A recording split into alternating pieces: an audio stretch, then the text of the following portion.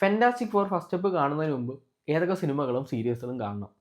സത്യം പറഞ്ഞാൽ ഇതൊരു റീബൂട്ട് സിനിമയാണ്. അതുകൊണ്ട് തന്നെ ഇതിനൊരു പ്രീക്വൽ ഒന്നുമില്ല. അപ്പം ടെക്നിക്കലി പറയുകയാണെന്നുണ്ടെങ്കിൽ നിങ്ങൾ വേറെ ഒന്നും കാണണ്ട എന്നേ ഞാൻ പറയുള്ളൂ. പക്ഷേ ഒരു മാർവൽ സിനിമ ആയതുകൊണ്ടും ഈ ഒരു സിനിമയ്ക്ക് അവഞ്ചേഴ്സ് ഡൂംസ്ഡേയുമായിട്ട് ഡയറക്റ്റ് കണക്ഷൻ ഉണ്ടായതുകൊണ്ടും ചിലപ്പം ചില ക്യാമിയോസ് ഈ സിനിമയിൽ വരാൻ ചാൻസ് ഉണ്ട്.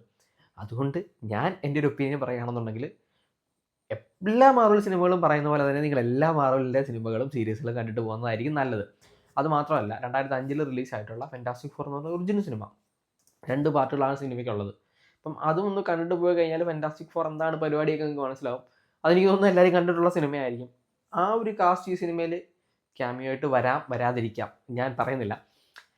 പിന്നെ കെവിൻ ഫോഗി പറഞ്ഞിട്ടുള്ളത് 1994 മാർവൽ ഫെന്റാസ്റ്റിക് ഫോർ എന്ന് പറഞ്ഞിട്ടൊരു സിനിമ ഷൂട്ട് ചെയ്ത് വെച്ചിട്ടുണ്ടായിരുന്നു. പക്ഷെ അത് റിലീസ് ചെയ്തിട്ടില്ല. അപ്പം ആ ഒരു റിലീസ് ചെയ്യാത്ത സിനിമയിലെ ആ ഒരു ഒറിജിനൽ ഫെന്റാസ്റ്റിക് ഫോറിൻ്റെ കാസ്റ്റ് ഉണ്ടല്ലോ, അവർ ഈ ഒരു സിനിമയിൽ ക്യാമിയോ ആയിട്ട് വരും എന്ന് പുള്ളി ഇങ്ങനെ ഒരു ക്ലൂ തന്നിട്ടുണ്ട്. അപ്പം ആ ഒരു ക്യാമിയോ വരാനുള്ള ചാൻസ് ഉണ്ട്. പിന്നെ ഡോക്ടർ ഡൂമിനെ കാണിക്കുന്നുണ്ട്. അപ്പം അതും ഈ പറയുന്നത് പോലെ തന്നെ സീക്വലൊന്നും ഇല്ലാത്തത് കൊണ്ട് പ്രശ്നങ്ങളില്ല.